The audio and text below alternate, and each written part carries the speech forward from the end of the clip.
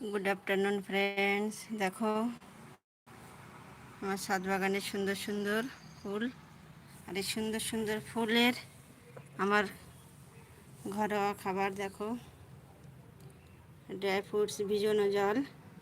এই জল গাছের গোড়াতে ব্যবহার করলে এই রকম গাছ ভর্তি ফুল আসে। দেখো দেখো কি সুন্দর ফুলে ফুলে ছাদ বাগান একেবারে আলোকিত। বন্ধুরা, কেমন আছো সবাই? দেখো কি সুন্দর ফুল, ফুল দেখে মন ভরে যায়। দেখো